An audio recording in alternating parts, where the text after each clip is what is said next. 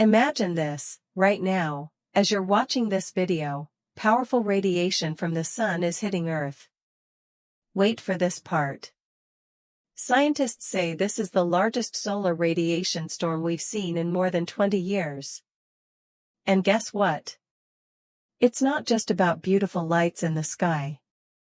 This storm could affect your GPS, your flights, and even astronauts in space.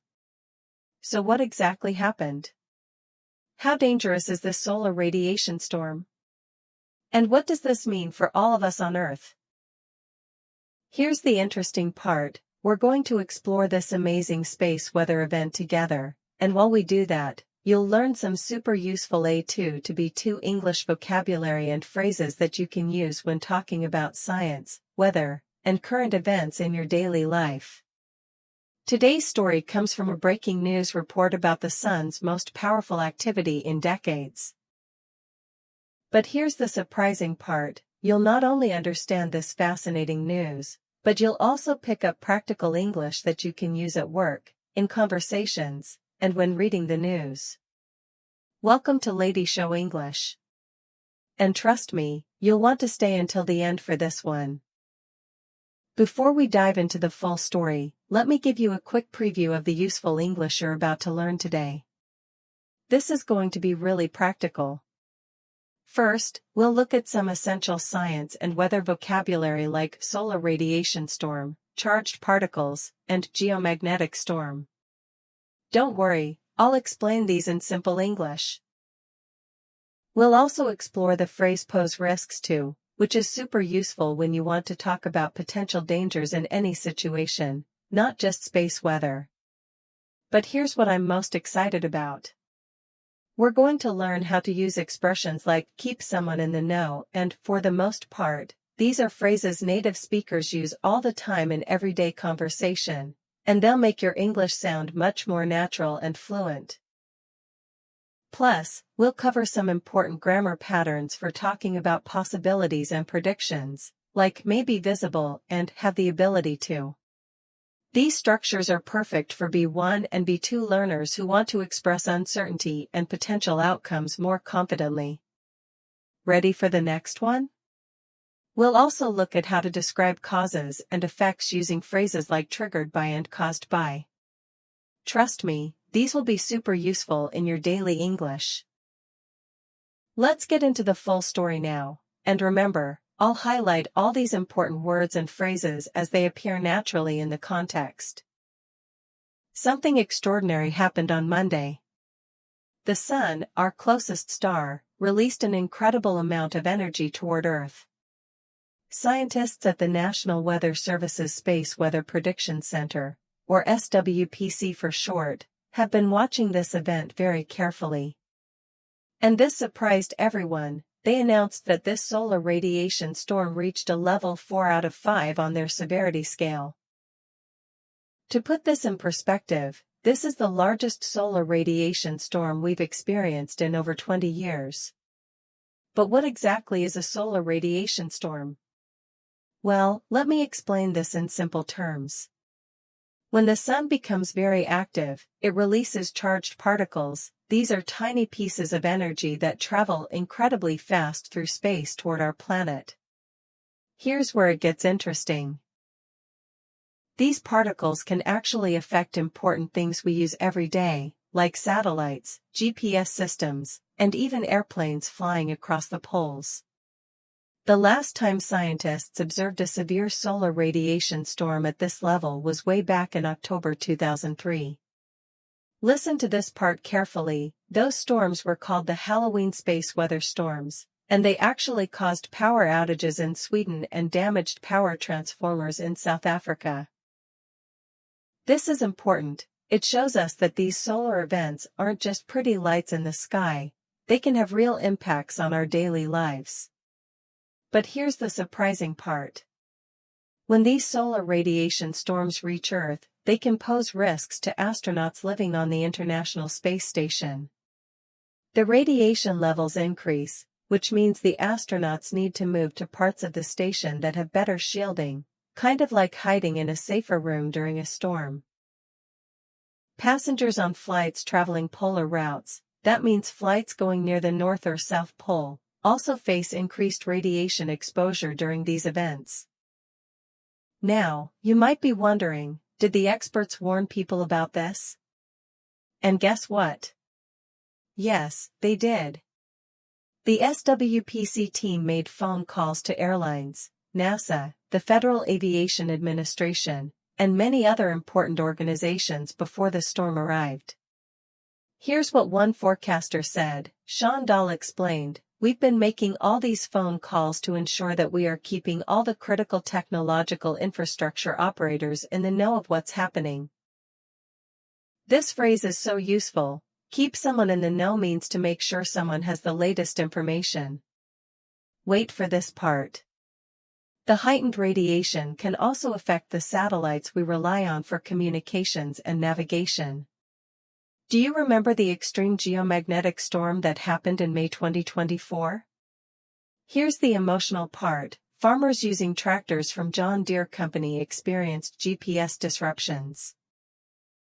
Imagine trying to plant your crops with precision farming technology, and suddenly your GPS stops working. But here's the good news. For the most part, satellite operators managed to keep everything working properly and prevented major problems. This is the important sentence. On Monday night, while satellite operators were taking action and making adjustments, widespread technology impacts for regular people like you and me were not expected. Ryan French, a solar physicist at the University of Colorado Boulder, helped calm everyone's worries about this. And this surprised everyone.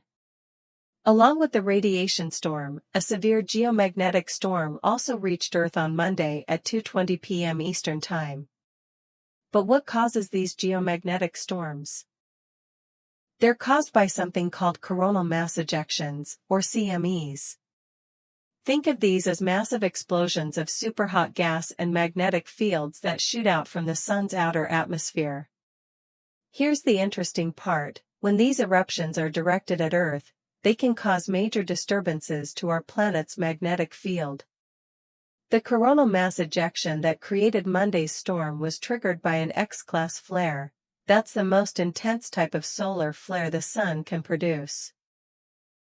Listen to this. This was the first major solar flare of the year. When these energized particles from the sun reach Earth's magnetic field, something beautiful happens. They interact with gases in our atmosphere and create different colored lights in the sky.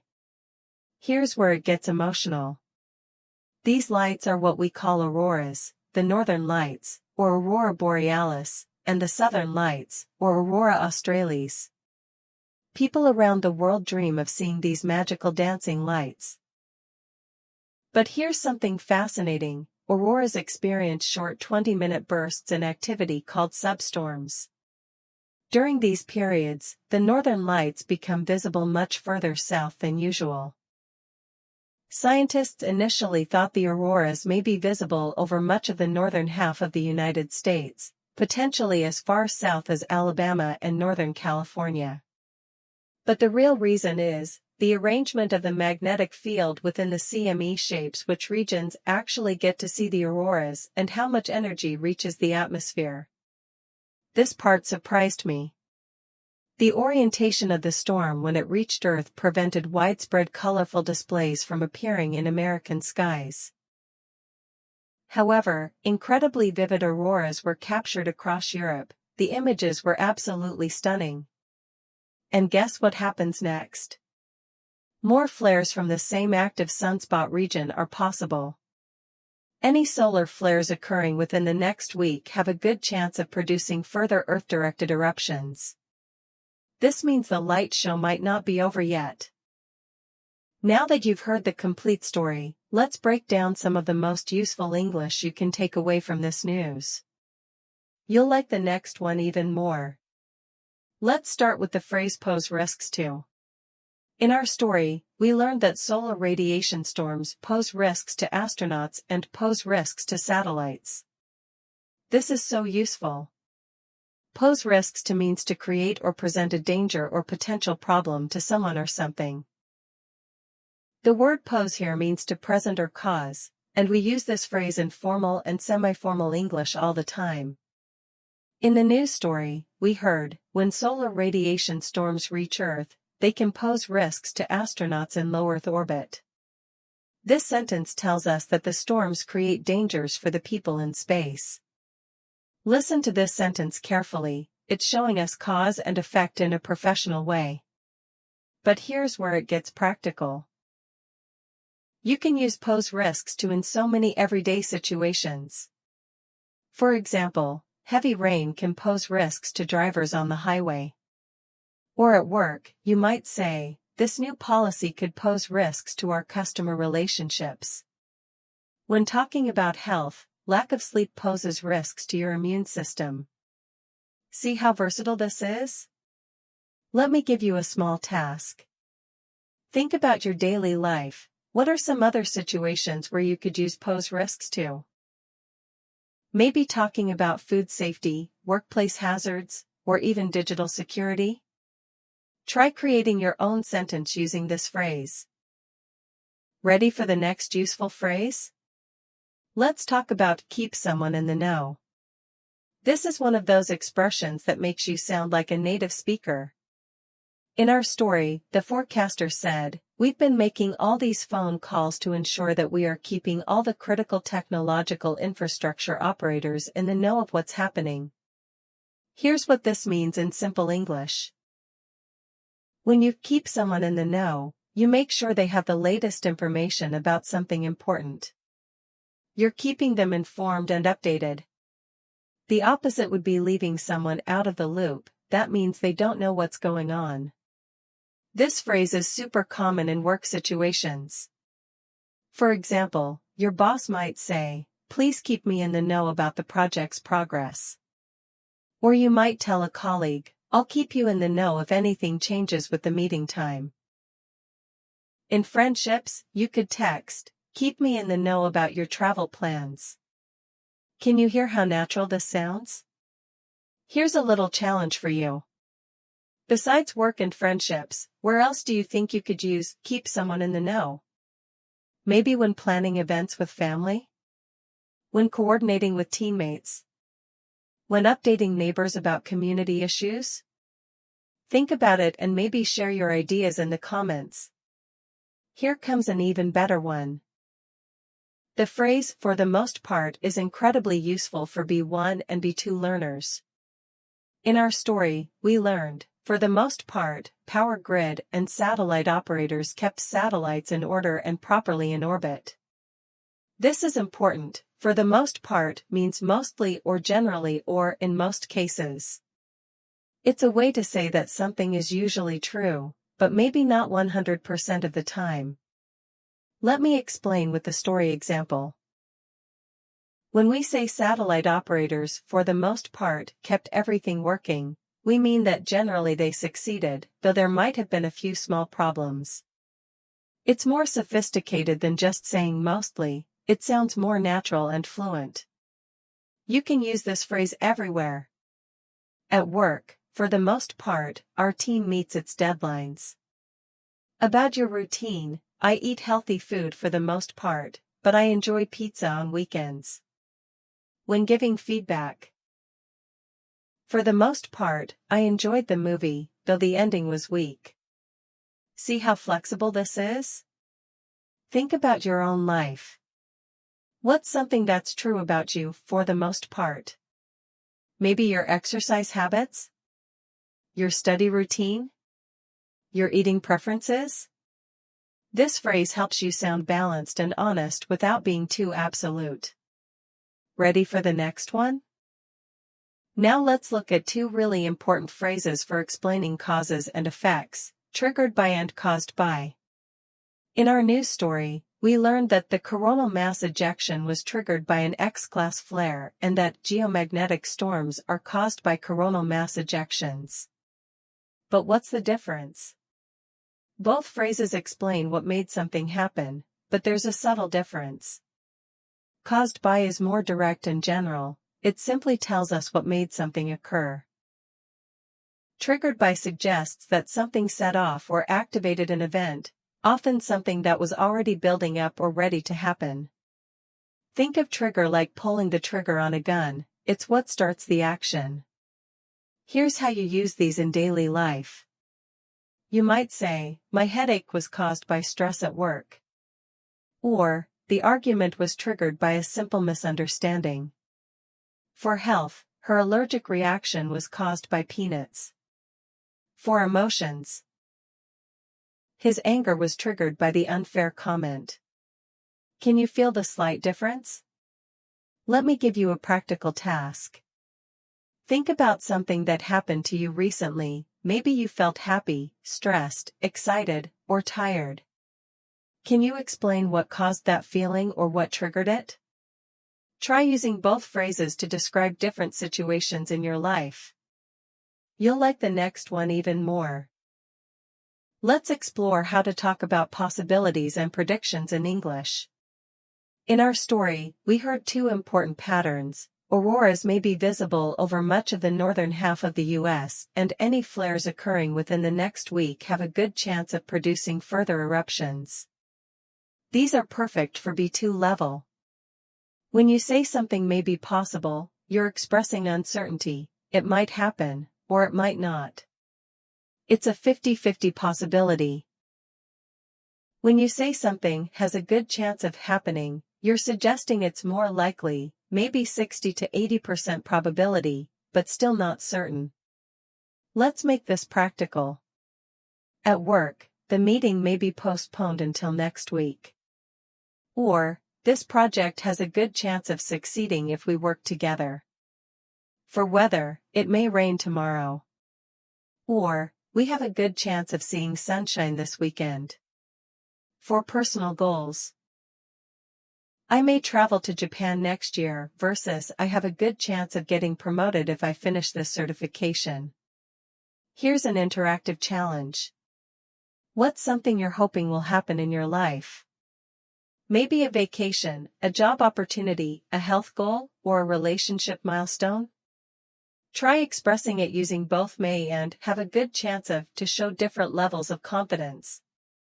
Besides these situations, where else do you think you could use these phrases?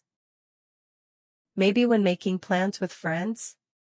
Discussing business opportunities? Talking about sports predictions? The possibilities are endless. Wow, what an incredible journey through space weather and practical English. Let me recap what we've learned today. We explored 5 super useful A2-B2 English points. First, pose risks to for talking about dangers and challenges. Second, keep someone in the know for discussing communication and updates. Third, for the most part, to express general truths with flexibility. Fourth, triggered by and caused by for explaining causes and effects. And finally, maybe and have a good chance of for expressing different levels of possibility. These aren't just vocabulary words, they're real, practical phrases you can start using in conversations today, at work, with friends, and when expressing your thoughts in English. Here's what I want you to do right now. If you learned something valuable from today's lesson, leave a heart in the comments below. Even better, share this video with one friend who's also learning English. They'll thank you for it. Don't forget to hit that like button and subscribe to Lady Show English so you never miss our practical English lessons based on real news and current events. And here's something exciting. Next time, we'll explore another fascinating news story with even more useful English expressions you can use immediately. You won't want to miss it. See you in the next video, and keep practicing your English every single day.